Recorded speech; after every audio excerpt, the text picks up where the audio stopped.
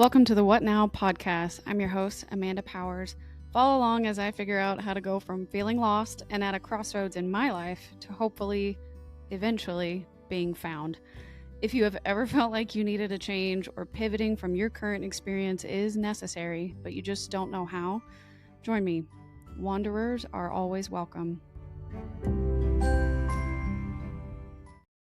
All right, everybody, welcome back to What Now, a podcast for the lost and found. This is your host, Amanda. I'm so excited. We have a brand new guest today here in the studio. He is a multifaceted entrepreneur, author, TED speaker, business coach, mentor. His passion for impacting people's lives and his career in finance has uniquely positioned him here today to be a leader in investing, financial literacy, men's health, and masculinity in the business world. So everybody, please welcome Jason Jenkins. Hey, Amanda, thanks so much for having me. I'm super excited to be here today. Yeah, I'm excited to chat with you. This is going to be a fun hour. So for my listeners who may not know you or they haven't had a chance to read any of your books yet or listen to your speeches, could you give us kind of a quick background about who you are and the work that you're doing right now in mental health and the finance industries? Yeah. So again, Jason Jenkins, been in the financial industry for 25 years, originally from San Diego. So I'm a Southern California kid at heart. So, and been residing in Colorado since 2012. So 25 years of marriage. So I like to lead with what's most important is my amazing wife and two great kids. And so, so that's kind of the personal side, but from professionally speaking, I started out of college, went to Westmont in Santa Barbara, got my MBA out in San Diego, and got really passionate, for I always have for helping people. That's kind of always been my heart's desire to have impact in others. And so found myself obviously helping from a financial advisor perspective. It was 2014 Advisor of the Year. And I really think that was not only was it an awesome thing, but it was really more from my contribution to the space. So I built a fintech company that helped advisors and clients when it came to communication. And I had the opportunity to sell that to a private equity firm where I currently reside as the chief sales officer. And but the thing that I don't want to say I'm most proud of is over that last decade, I've probably have coached about 10,000 sales professionals. And my thesis is all about human connection. So it's about mastering the art of human connection. And I believe that is the future. And if you don't do that, then you're going to find yourself in a tough spot professionally. So that's a little bit more about my background. Oh, I love that. That seems to be the buzzword lately, either in social media or influencing, is showing your authentic self, or at least authentic is the major theme there. And if you can't do that, then how can you build trust? How can people believe in your own growth and your own path if you can't tell the truth, or at least build that connection to begin with? So I think that's vastly impactful, right? Not just in the finance industry, but in multiple It's aspects really of your universal. life. Yeah, 100%. Sorry, I didn't mean to cut you off there. Sorry. No, you're good.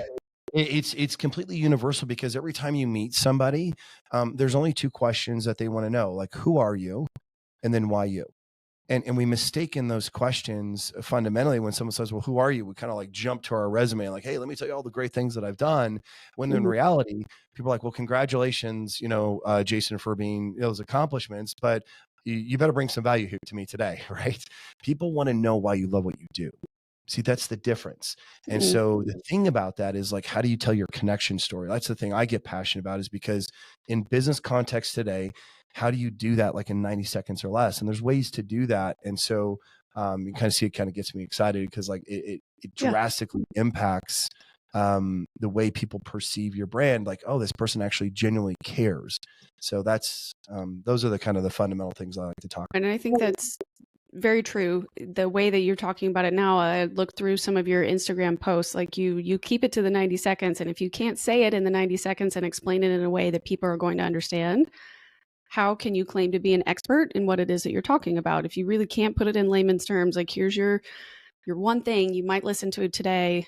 How can I tell you the story? How can you absorb it? And then how can you reapply that somewhere else in your life? So I think that's super smart, that if you can't boil it down into that clip, then what's the point? Or how are they going to understand you? So I think that's fascinating. So tell me about a little bit more about your author side of your life. I know you mentioned you have the MBA, which I assume you use for your business acumen, but a long time ago, you wrote two different books, right? I did. I Yeah, can you did. tell us a little bit about your books and maybe a synopsis of them? Because when I was looking them over, they look like two very different things, or at least two different versions of Jason. So I'm interested in who were you when you wrote them, and what do you use them for?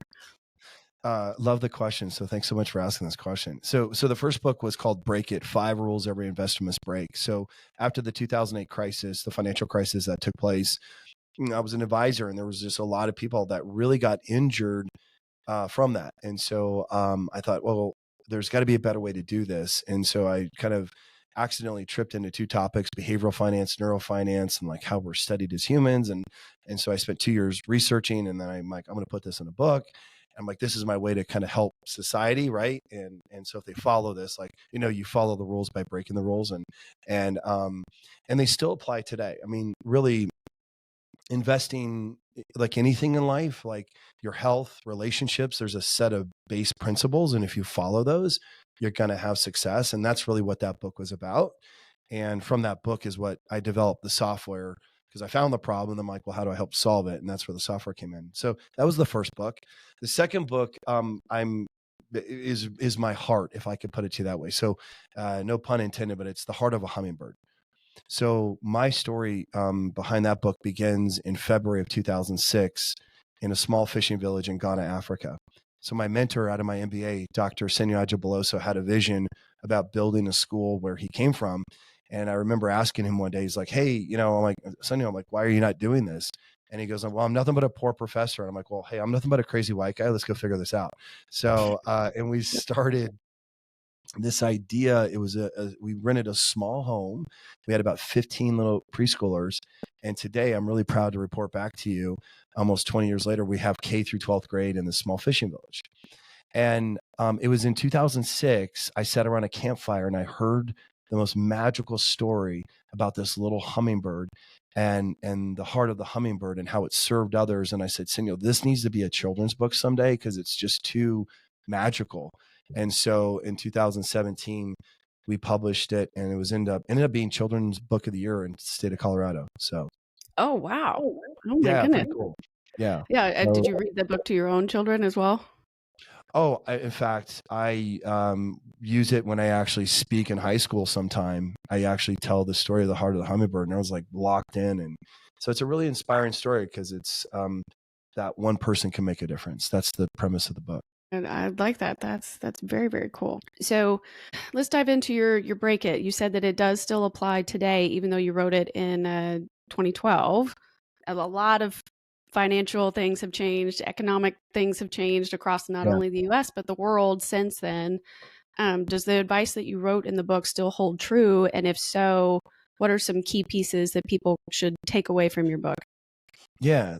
So what holds true, and the principles are, is recognizing what I can control and what I cannot control. So I can't control inflation. I can't control global markets and, war and all those things that do have an impact to markets. So I can control what I invest in. And so understanding, what that risk looks like. But the biggest thing is, what is the cost that I'm paying for those things? What are the fees associated to that? What is the risk associated to that? Because the ones that win are the ones that can say, yeah, I can take this risk for this related return, and no matter what happens, I'm gonna hold those assets for the majority, of my investment career. And there's things like rebalancing, but a lot of times people try to chase markets and time markets, and that historically has never worked out. There's something called the Dow bar research that shows if you would have just invested in the S&P 500 versus the average investor, and that delta, that difference, you're talking 8% versus 3%. And when you compound that over time, it is a Sure. massive, massive difference. So that's really the premise of the book, that holds true fundamentally today. Gotcha. Because I put one more thing to it. Like when you Yeah. think about investment vehicles, from like CDs to Bitcoin, I have my extreme barometer here. Right. All investment vehicles have attributes, and those attributes are designed to solve problems. And so once you think of it in a very simple fashion, it was like, okay, hey, I'm 30 years old and I really want to grow my assets, well, then you understand, well, what are the best investment vehicles to do that versus someone who's retired and has to be more conservative and more income based. Well, then what vehicles are good at that? And that premise right there is what allows you to really build something that is sustainable. No, that's good to know.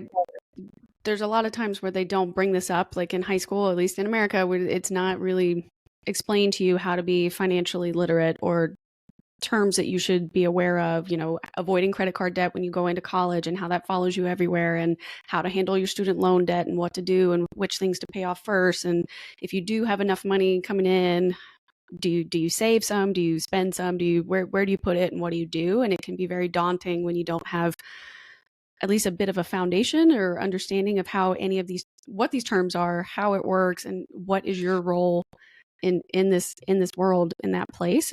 So I think that's fascinating that you wrote something that can be so digestible and just still reasonable, and it's universal too. Like you said, if it can surpass the last 10 years, I'm sure it'll continue to be very useful moving forward. So I think that's I great. believe so. Yeah. I always like to say this, just to add on to your comment, is like, Yeah. money has to have a purpose.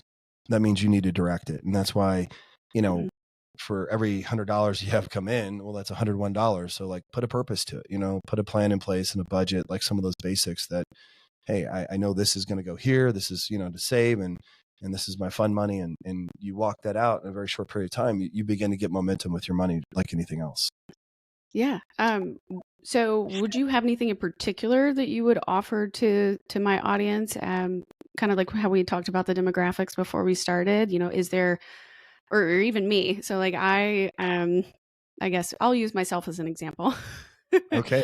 Do it. So I'm 33 and I'm renting my home, but I did have a home before I moved back to Nashville and I sold it. But the economy is still a little funky here in Nashville, so it's a bit more expensive. And I'm trying to figure out.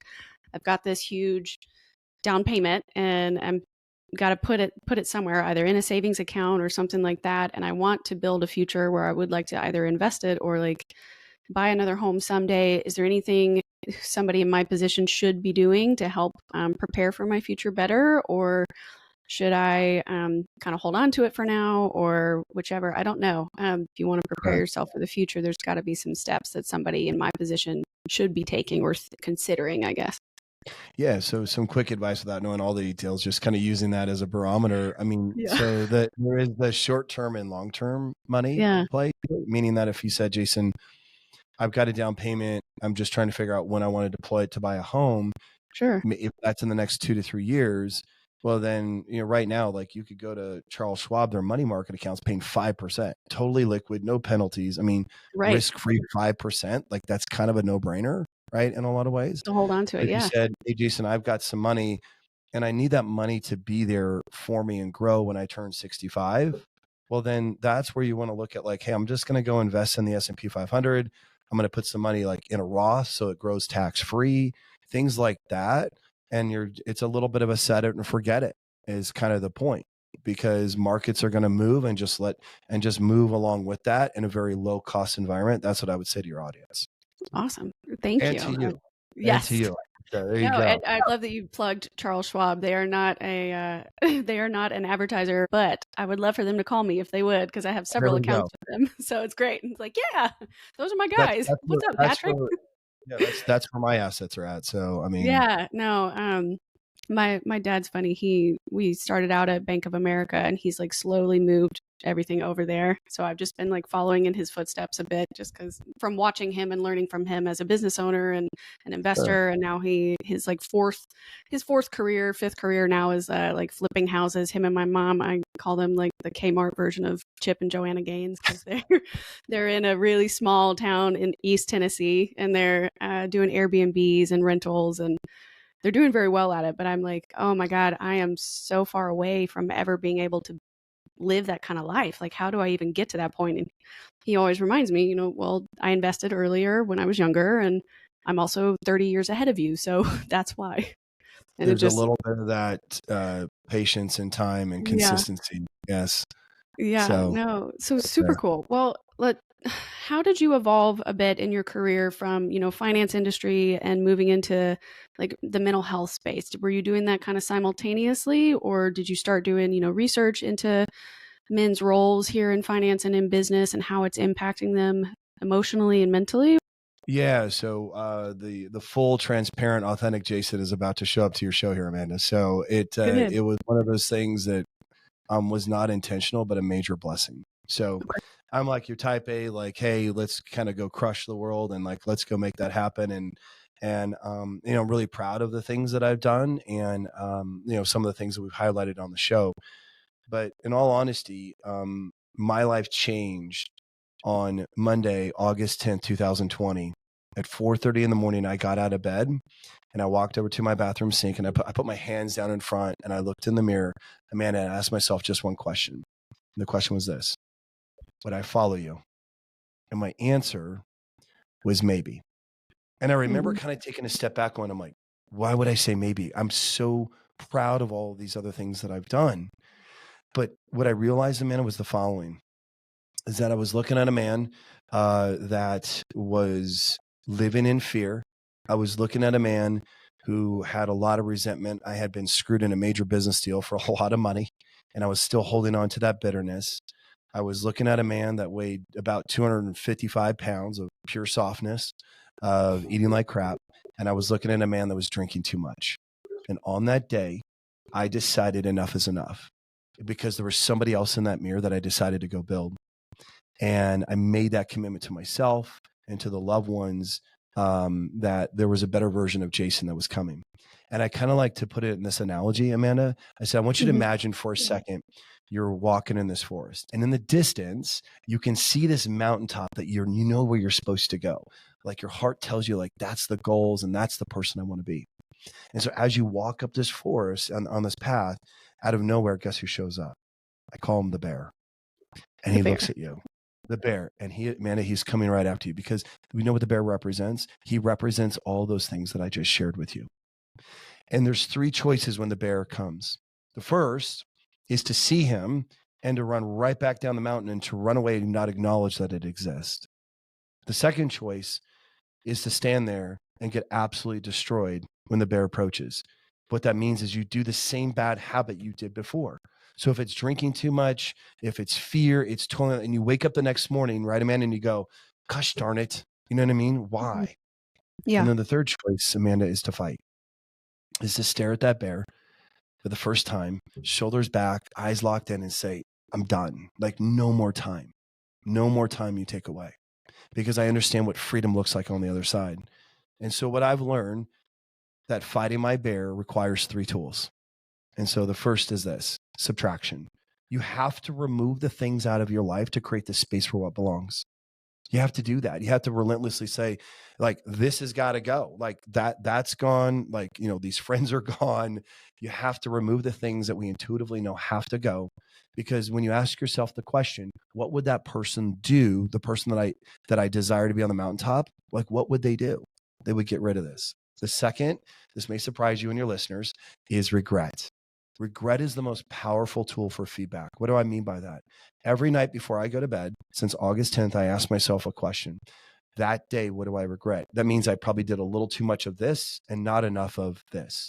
It's my way of giving me feedback. Like we talk about gratitude, and I operate my day in gratitude. Like I was so excited to be on your show today, and just I'm going to work in that spirit. But in order to get the feedback of what I need to change, I have to answer those two questions. And then the third thing is courage. You have to have the courage to fight. You have to have the courage to really look at that and see that bear, because that bear, I'm talking about the one, Amanda, like that you don't like to talk about much and I don't like to talk about much, but I'm talking about what's really true and honest that's holding us back. And see, when you do that, here's the byproduct of that. When you begin to tell the world this, no to this, and this is gone, so to create space, you create a standard. See, I don't believe in goals anymore. Like you create a standard for, like, this is who I am. You're declaring to the world, like, this is who I am. And then when you begin to use regret, what happens is, and remember you say you woke up like, well, I'm going to do less of this and I got to do more of this. You Sure. begin to establish habits. And so when you do that and you have the courage to do this on a daily basis, guess what? You get the following: that standards plus habits equal results. And that is what I live my life by. That is what I hope I'm known for. It is what I hope my kids, I hope it's on my tombstone, legitimately. Like, hey, Jason Jenkins, October 1st, 1974, and we'll see how many more days I have on Onward, this yeah. planet, hopefully more than a couple. And, you know, father, husband, friend, and standards plus habits equal results. Like, this was a man that was committed to that.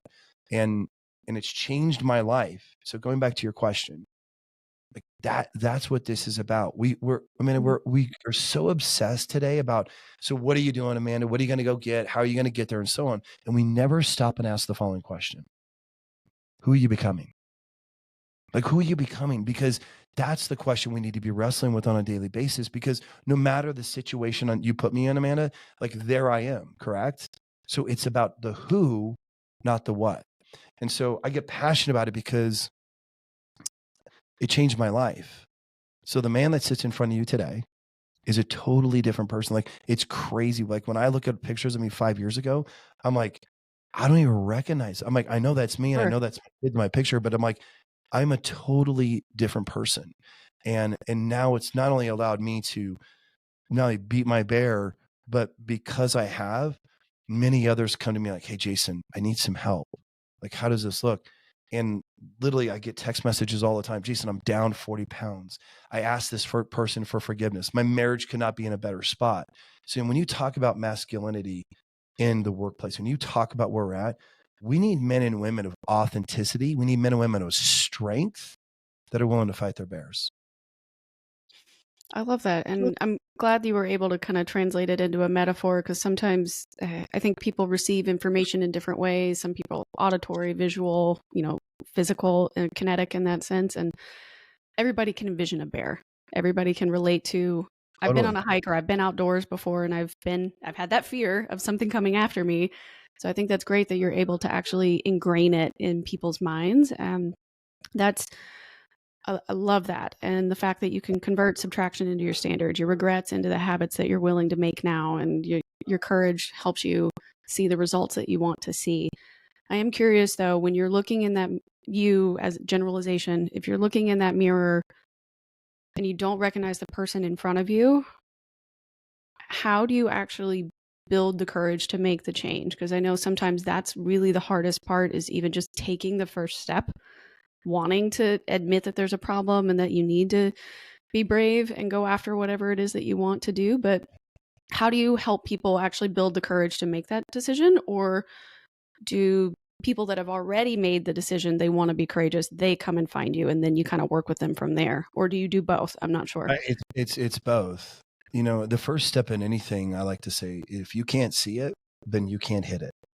That is not Okay. only the mountaintop, but it's the bear, right?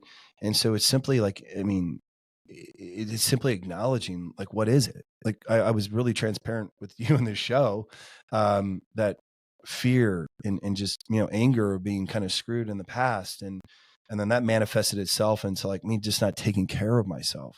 So I had, for the very first time, I was almost 46 years old. This is pretty recent.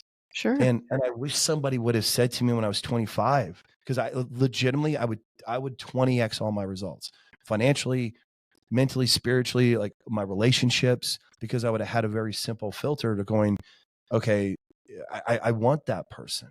I mean, how many of us, proclaim stuff, but yet we don't respect ourselves to see that through? So if somebody's listening to this and they truly want change, the very first step you have to do is go, I see you. I see Mhm. you for what you are.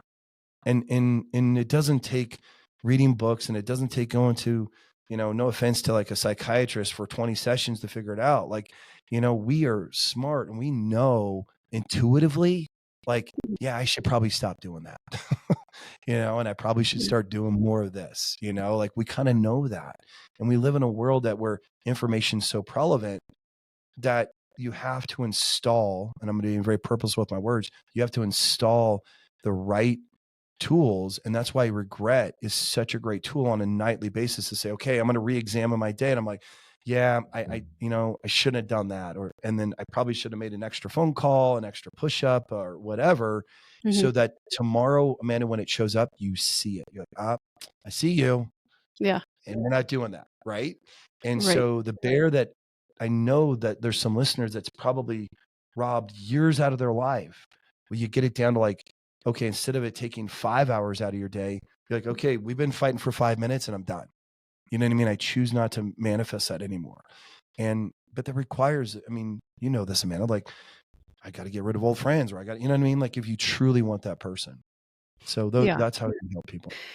That's heavy, right? I guess a simplified version of calling it just like spring cleaning in a sense. Like it's not just Sure. physically happening in your house, like, but mentally, you're getting rid of the old thoughts that you keep, the negative narrative that keeps showing up, the people that perpetuate that negative narrative in your life. If it's a toxic relationship or getting out of the job that's not really moving you forward in the career that it is that you want, or letting go of things. And sometimes it's really hard to do, especially if it's a deeply personal thing that you're letting go of. And like, if you drink, I know it, like if for younger, at least younger generations and stuff, like if you're drinking but all your friends are drinking and you decide you need to stop, but then you realize, oh, they don't want to hang out with me because I don't drink anymore, and then you're like, oh dang, now I really got to start like all over, and these people weren't really my friends. And like it's really hard, to really hit that realization over and over and over again every single day. But I think it's great because you do get to reinforce these changes are happening. They're moving me where I need to be moved to, even though I don't really know where. I can't see that end in sight. I think it's really helpful to be shedding all the things that no longer serve you, because it's actually freeing you up for what it is you do deserve and the person you are meant to be or could be. I think you can't just fall in love with your own potential. You got to believe in it and go for it too. You do. And it Yeah. gets back to the question. You got to stop focusing on the what and focus on the who. Hmm. And once that registers, you get so much clarity, right? You get so much power of going, well, that's not what that person would do, right? And so that's why very few people live the life that they were designed for, is Hmm. because they don't have the courage to say no. And so think about this for a second. How many people that have gone before us? So I'm just a big believer that we all stand on the shoulders of others, right, that have Sure. gone before us, that have impacted your life, Amanda, because they made the choice to say yes. They made the choice to say yes to their better version. You see, so the reality of it is that like I can point to countless people because I made that choice, and because I embodied something, I had something else to give. It's why I'm here on the show with you today, you Hmm. know, because that old Jason, he would not have earned the right to be on your show. Um, and so you have to earn that right every single day. And so that's the encouragement to you and to me and others, is Yeah. by you saying yes, like walk it out 3 years from now, people coming up to you and say, hey, Amanda, thank you because of what you chose to do in your life. I've noticed it. And now you have something to give. And to me, that's super exciting. It reminds me of one of my favorite quotes, it's a Greek statement about old men plant trees that they'll never sit in the shade of. Like, think Right. about that. Like, isn't that what it's about? Is like, is that the benefits of what you did, that you may never see those. And like, to me, like that's super inspiring. Yeah. And I guess a bit of self-awareness and selflessness, right? Like you're hoping that the impact that you can have can last, right? So I think that's huge. So I know that men and women's roles, I socioeconomically, business-wise, financially, at least in American society, have been kind of tumultuous over the last several years. But I'm curious, from your perspective as a leader in this particular space, for men's mental health and masculinity in business, what are some of the key issues that you've seen that are happening for men, or kind of recurring themes for men? And how could somebody in those men's support system, or that loved one for that particular person, help them as they're going through these issues that you see? Yeah. So when we talk about issues, I mean, be a little more specific, like what comes to your mind?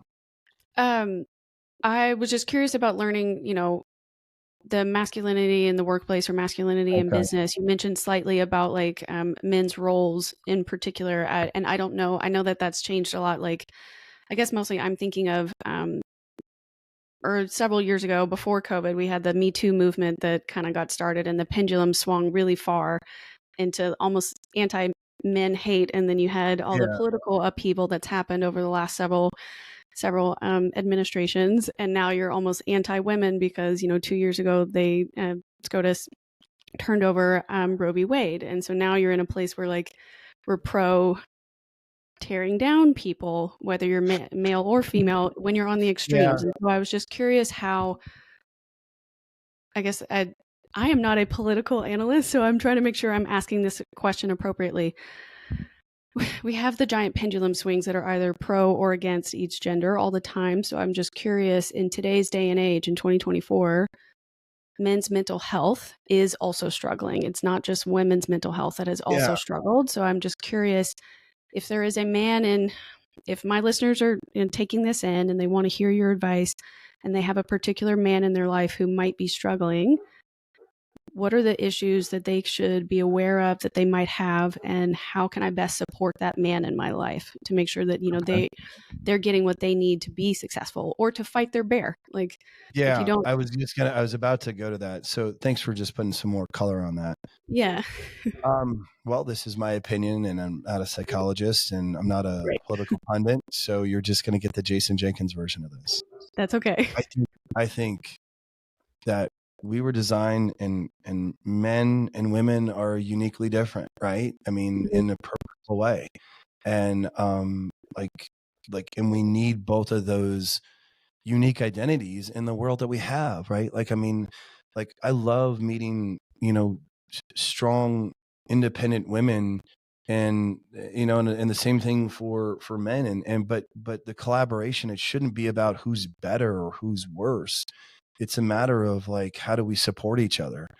And like my wife is amazing. Like, she is just like, I'm not here today without her, for her grace and her forgiveness and her compassion, but we complement each other so well. And so when you draw that into the workplace, we have to respect one another. I think the problem with today's society is like, we simply just don't have enough courtesy and respect for the human beings that sit across the table anymore. It's just like we just yell and we politicize the process, and it just gets wound up. And it's like, how is this productive?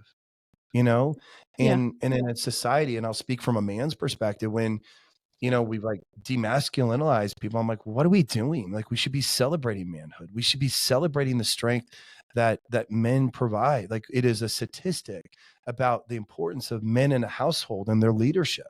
That's no dig against women, because then there's things that women do that men simply just can't do and provide, right? So I get back to those fundamentals, that we've kind of lost this sense of not him versus her, or whatever you want to say, versus like, no, there's equality in what a woman brings to the table and what a man brings to the table, and we need those individuals to be their best version and to go fight their bear. And so that's my opinion about it.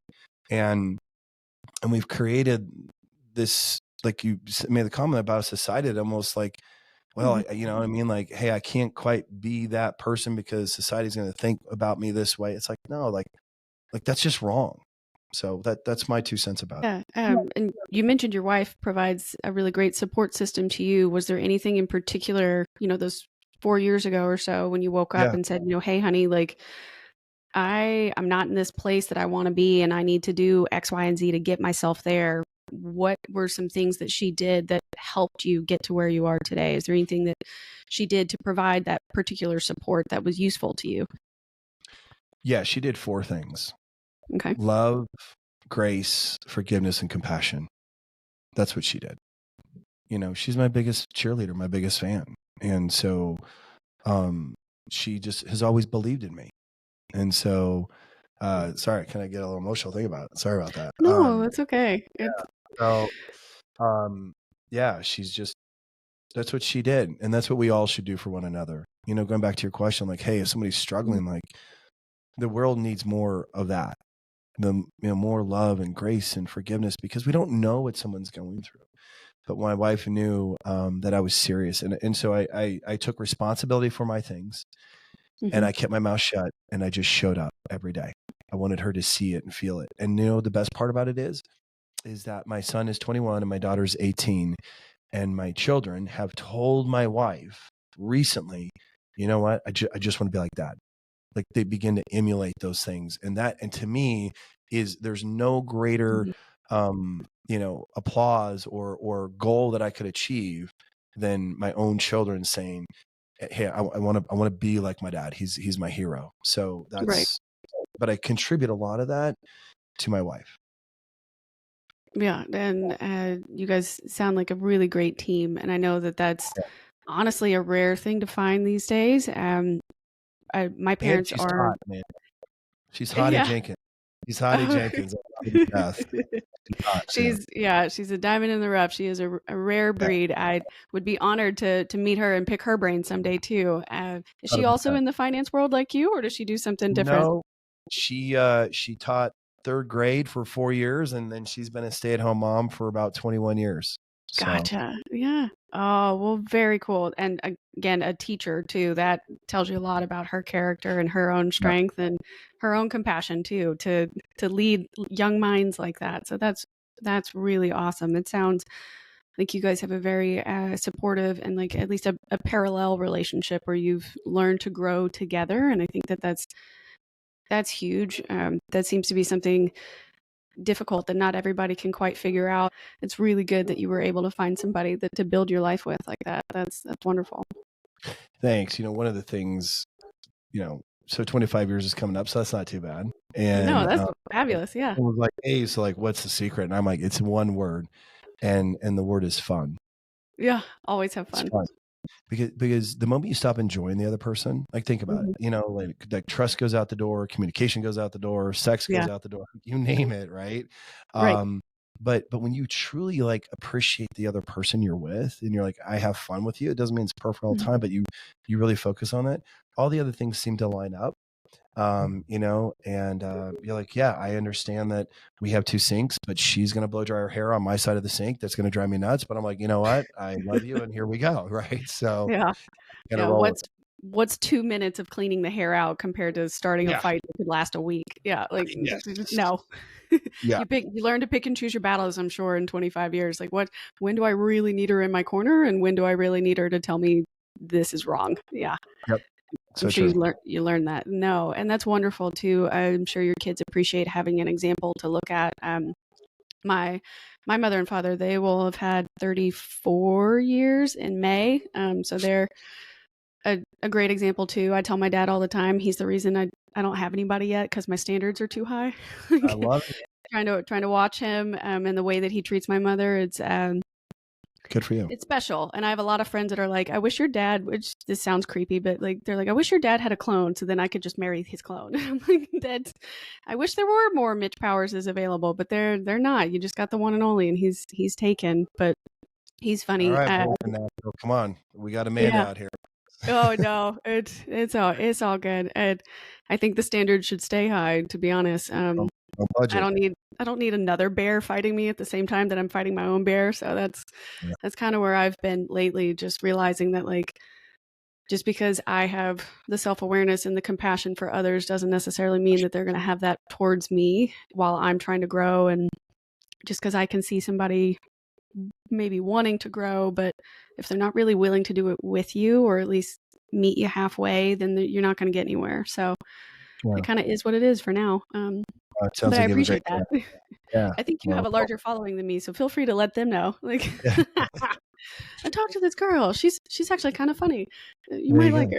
her, and she's got a really good savings account plan. Like, You're going in oh the my, right direction, guys. yeah, she's trying. Oh gosh, I'm sorry. Yeah, let's get back to business. So you mentioned earlier that you do have so many accomplishments and you have quite the extensive resume. Business owner, husband, father, mentor, author, speaker, award winner. That's a lot of hats and a lot of responsibilities here. Do you ever feel overwhelmed? And how do you keep yourself grounded? And are there any particular things that you do to recover mentally and emotionally whenever you do Yeah. start to feel overwhelmed? So yes, so overwhelmed at times, just because I have a pretty high capacity. And then there's moments like we all get tired and frustrated, and like that's going to happen. But one that I feel like I've gotten pretty good at is um, just saying no to a lot of things. So my targets are very clear, you know? So, Mhm. so that's one thing that I've gotten better at saying no. Secondly, grounding, I don't take myself serious, man, at all. I really don't. And, all I care about is, can I bring value to somebody? And that's really the spirit of it. So my wife would tell you, he's not into awards and, yeah, I like achieving certain things from the perspective of like, is that having the impact or not? But like, I truly am not in it for myself. And so that's not rhetoric. It's how I try to live every day. And third, yeah, one thing that's been a great tool for me is the self recovery or self Mhm. energizing. So I live in the good old state of Colorado, and how I self recover is reading, going to the gym, and I Yeah. try my best 3 to 4 times a month to go up to the hot springs. It's about an hour and 15 minutes from my house. It's just me in the truck. My wife knows, like, hey, I'll call you when I get there, but if nothing, the Right. house isn't burning down. And it's just my time just reflect on the week, and reflect on opportunities and to really try and gain discernment. We just don't spend enough time listening and being quiet, and so that's how I try my best to recover. I love that. Definitely the difference between your intuition and discernment, especially I'm sure for you as a business, owner and running your platforms. It's something you really do want to keep at top of mind. Like, do I have the ability to see what this is in front of me for what it actually is, not what I'm projecting onto it. So I think that's great that you do take time to step back and reflect, and that's really good. You've talked a bit throughout the interview about building human connection, and I know your social media, a lot of your posts talk about using proper tools for building connection, and I think you typically interject that when you're doing your sales Hmm. related speeches. But I was wondering if you could go over a little bit of what those tools are and how people should apply them. Yeah. So when it comes to any business Hmm. and you meet a brand, I don't care if it's the largest brands, Apple, Starbucks, Nike, whatever it is, all the way down to the sole dentist, attorney, financial advisor, marketing manager. There's only two questions that somebody wants to know: who are you, and why you? And it's in that order. And Hmm. so the who are you is not your resume. The who are you is, hey, so why does Amanda love what she does? And so the tool specifically that I coached you on that is something that's called as your connection story. So you can actually build your story in a way that literally in 90 seconds or less, Amanda, people are taken back like, oh my gosh, I really like this person that I just met.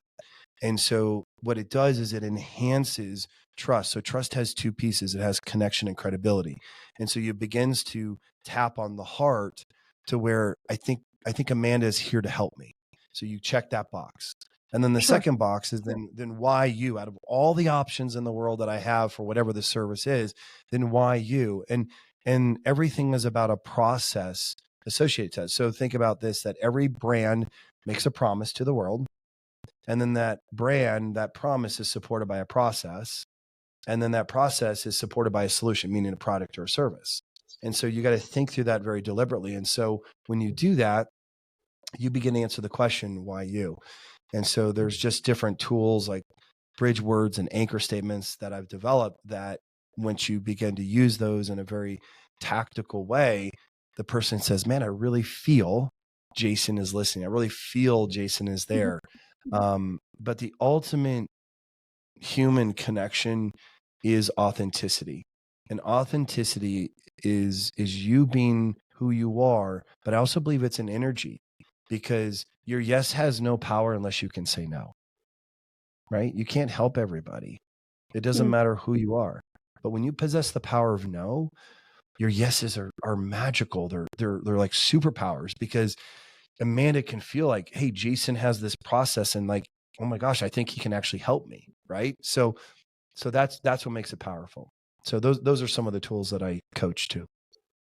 Oh, wow. I kind of felt like I had a light bulb go off when you said that, because if you're constantly saying yes to people, you almost have no boundaries, right? Or maybe just no no ability to either separate what it is that you want versus trying to people please or do everything else for others. Right. And as good as it is to support others, it's still okay to be selfish at times too. And your yeses have no power unless you know how to say no. And I love that. That's you need to put Thanks. that on a t-shirt or something, like turn that into There a we bumper go. sticker. People need to hear that more often because that just like clicked for me.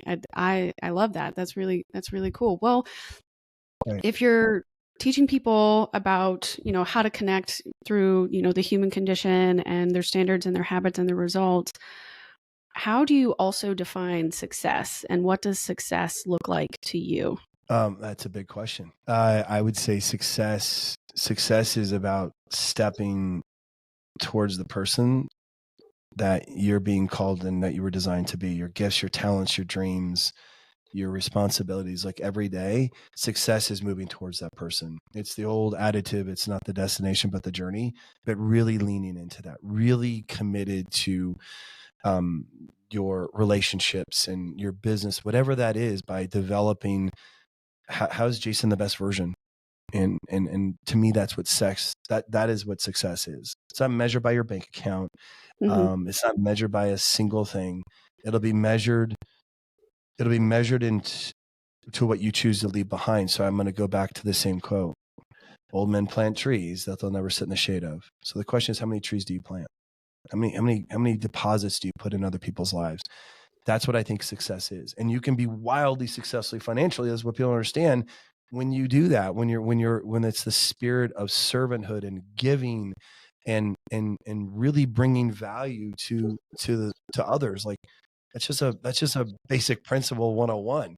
Hey, someone's like, I want to go make more money. I'm like, well, then go solve more problems. It's like, okay, like business is Right. not that hard. Right. So Sure. that's what success is. It wasn't always like that for me. Success was like, hey, how can I go crush it and, go make a lot but also, be a good husband and a father along the way. And I was doing that, but I wasn't doing it to my full potential.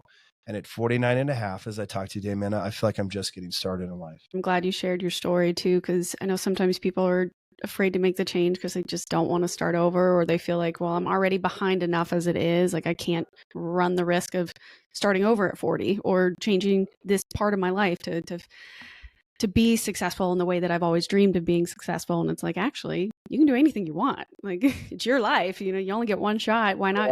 Why not try? Well, what's the worst that That's happens? It doesn't work. Then you try something different. I don't know. Yeah. So I appreciate that.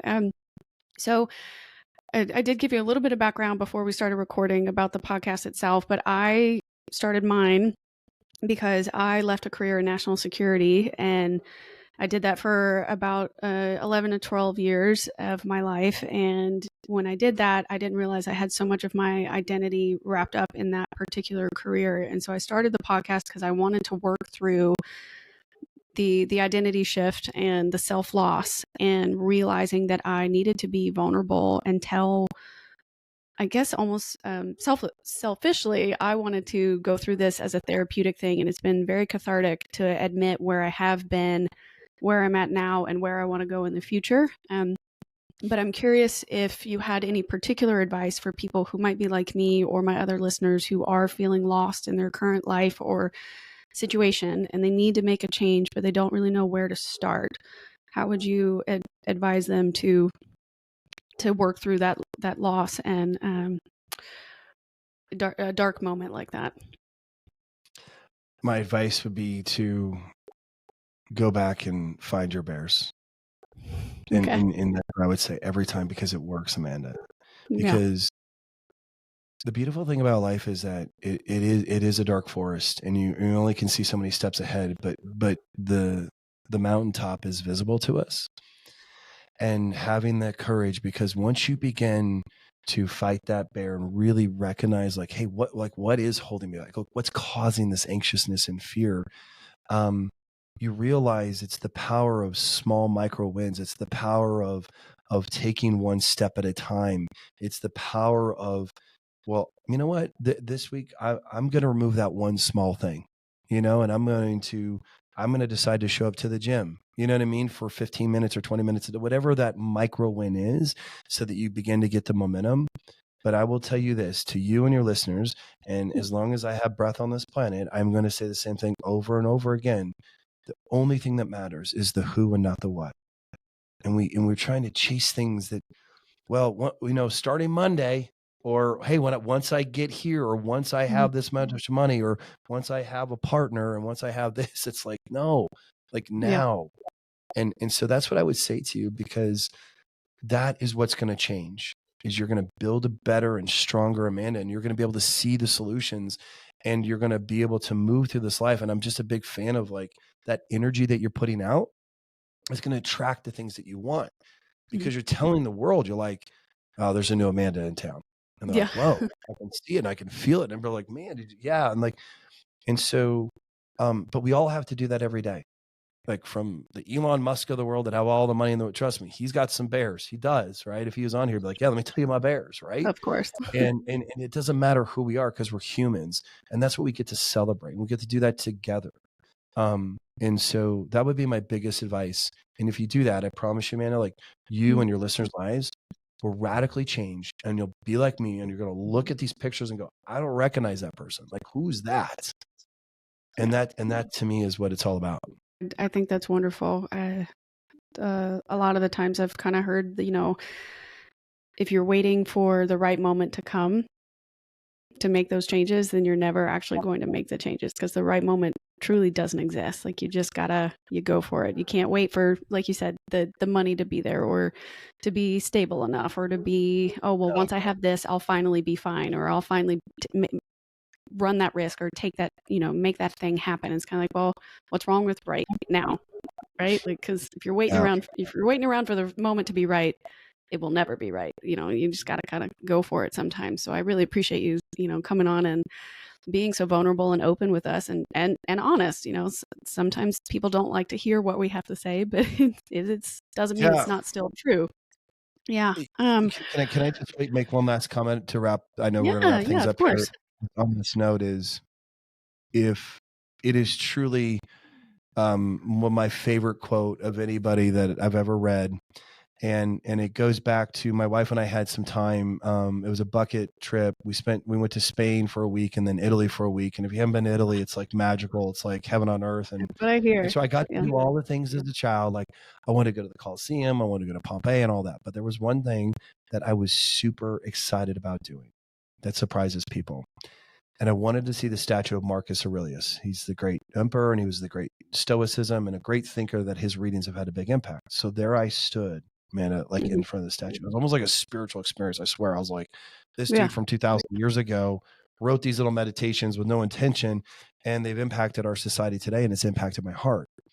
And so as I stood there, I asked myself the question. I said, if you want to know the student, right, then you have to study the teacher. So I was curious who impacted his life. And so you go back another 600 years before that, and it was a Greek philosopher by the name of Heraclitus. And his quote was the following. This is my favorite quote of all time. He says that no man steps in the same river twice, for the river is not the same, and nor is the man. And what he's telling us is that as every drop of water goes by, that moment in time is gone.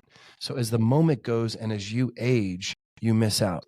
So what he's saying is, step in that river, take action today, move into that. And so don't let time pass you by. So I just wanted to make that comment, because what you said, on top of what my other comments were, I just wanted to encourage you and your listeners, like there's never the perfect time besides right now. Yeah, no, I appreciate that. It's been a recurring theme across some of the episodes with some of my other guests as well, that they've mentioned, I've thought about this thing that I've always wanted to do. And when I finally took the leap to make it happen, that's when my dreams kind of took off. And that's when I saw these changes happening. And that's when I saw investments show up. And it's wild how manifesting just in and of itself for yourself does show up, and it will. Well, what is meant for you will come for you. And you got to be willing to make that risk and try it, and I appreciate that. And I really do appreciate all of the stories and advice you've been able to provide. Just the last few questions here. What would you say has been your greatest achievement? Fighting my bear. That's my bear, Okay. but fighting my bear, but my greatest achievement is my family. That's what it Mm-hmm. is. That's my greatest Well, achievement. I love that. That's wonderful. Tell us a little bit about some of your current goals. I know in the beginning of every year, people kind of start like, I'm going to do this or start this resolution. Do you have anything in particular that you are working on in 2024? Yeah, I'm developing the opportunity to expand my coaching services to make it more accessible to more people. So I'm pretty stoked about it. So kind of course driven and really trying to bring the price point down so that I can impact more lives. So that's more to come, I should say. I'm pretty excited about it. Oh, good. I can't wait to see what else you can do. Any more books in your future? Wrapping up my third book. Oh, nice. Okay. Well, when Yeah, you're on a book tour, please feel free to come back. We'd love to chat with you about it that'd be great. and hype you up. Wonderful. Well, Love that. Jason, thank you so much for coming on the show today. I've had such a wonderful time talking to you and picking your brain, and I really appreciate you taking the time out to share all of your knowledge and experience with my audience. Please let everybody know how they can find you or what's the best way Yeah. to connect with you and your content, or if they want to sign up for your coaching, how could they do that? So thanks again for letting me be here, Manna. This was a great time, and thanks for the great questions. I appreciate it. How they can get a hold of me is on Instagram. So just Jason M Jenkins _. So just Jason M Jenkins _ and follow me, and that's kind of where I post the news and the contents, and they can reach out that way. Oh, okay, wonderful. I really appreciate that. All right, everybody, that'll be the end of our episode for today for What Now, a podcast for lost and found. Don't forget to like, subscribe, rate us, leave a review, share the episode with your friends, your family, anybody that you think could benefit from Jason's knowledge here today. You can always find me at askwhatnowpodcast@gmail.com. I'm also on Instagram and TikTok, and I will make sure that all of our contact information is added to the show notes and in the description box. And until next time, remember, wanderers are always welcome.